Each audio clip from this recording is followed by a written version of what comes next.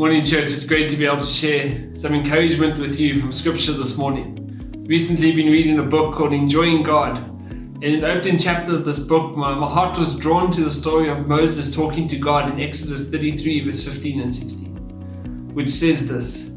Then Moses said to him, so Moses talking to God said this, "If your presence does not go with us, do not send us up from here. How will anyone know that you are pleased with me and with your people unless you go with us? What else will distinguish me and your people from the other people of the face of this earth?" This response from Moses was the thing that shook me. He says, God, if you don't go with us, don't send us away from here. We're not going without you.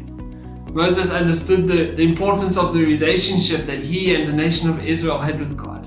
They were God's chosen people. Moses carries on to say, how will the nations around set us apart? How will the nations around us know that you are pleased with us if you don't go with us? Israel was known for the nation that was led by a cloud in the day and a fire at night, God's presence with his people. This stood out from the nations around them who worshipped worthless gods.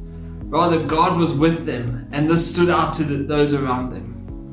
Moses asked, what will set us apart if you don't go with us? He was resolute with this idea, steadfast with this idea that God, if you don't go with us, we're not going anywhere. Moses wanted to be in the presence of God. And in this book, Tim Chester says this, God offered Moses everything without God. Yet Moses didn't want everything, he wanted God. The blessing of the promised land was secondary to knowing God. That was what Moses wanted. He wanted to know God more. And I think the same can be said for us. If we think of our relationship with God, we're not just saved from sin, but rather we're saved for God. We're saved for a relationship. We're saved to get to know God more. We're saved that we can walk with God, we can go with God. Yet, I think if we're honest, sometimes we're just satisfied with the fact that knowing God is somewhere near. God is maybe with us. We miss the fact that we can have this deep and intimate relationship with Him.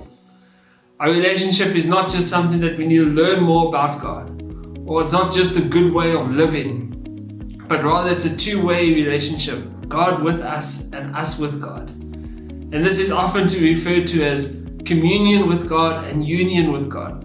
Communion is not just something we take with bread and grape juice, but it's our experience of God that we can have a relationship with God.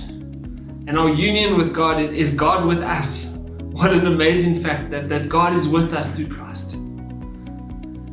Thinking back to the story of Moses, he didn't just want to have an experience of a time with God. Remember we had God with us and then we kind of left Him behind. But rather he wanted union with God. God, if you do not go, we are not leaving. We want to be by you. It's important for us to remember that our union with God is the basis for our communion with God. Because God has reached out to us, we can reach out to Him, we can have this relationship with Him.